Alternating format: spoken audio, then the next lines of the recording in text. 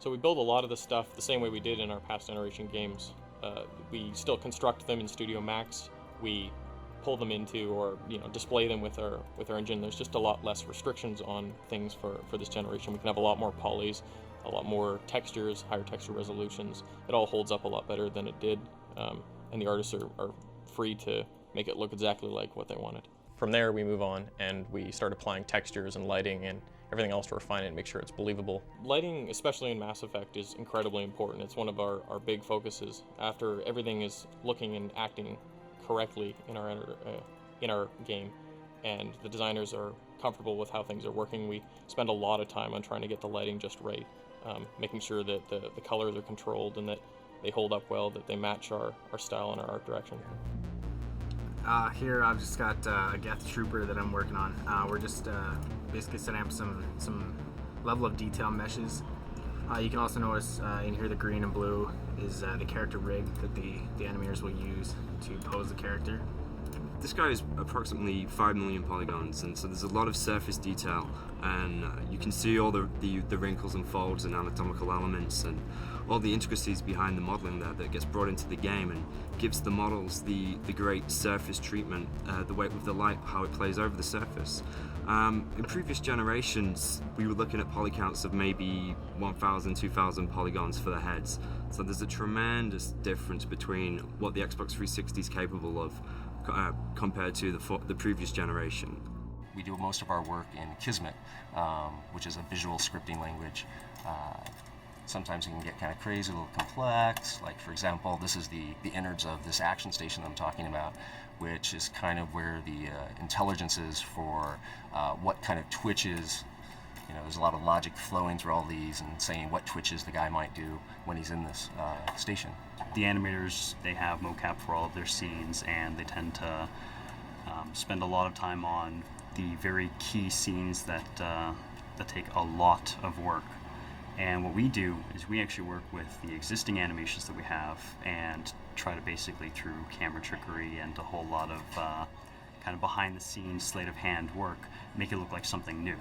One of the things we tried really hard to do in Mass Effect is to allow our designers and our artists to be able to create the kind of NPCs that they want to, simply with a few sliders and a few presses of the button. For example, just one slider to control the skin tone. We can tint the color of the bone. Basically, we've got a lot of different things we can do. Along with the materials, we're also able to control all the features of the face. So, for example, we can adjust the height of the eye. We can adjust the width. We can pretty much pick any of the features we've decided to allow customization on, and really we can do quite a bit with it. Unlike previous games I've worked on, we were really close with the character designers right from the start of the game.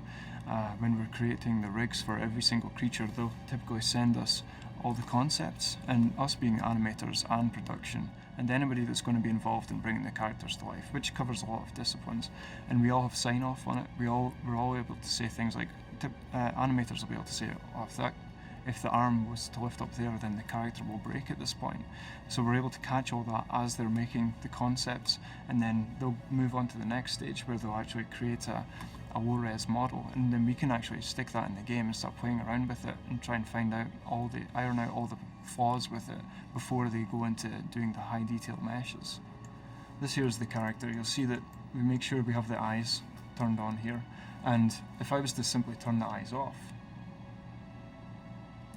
you'd see the difference in how much the character looks alive.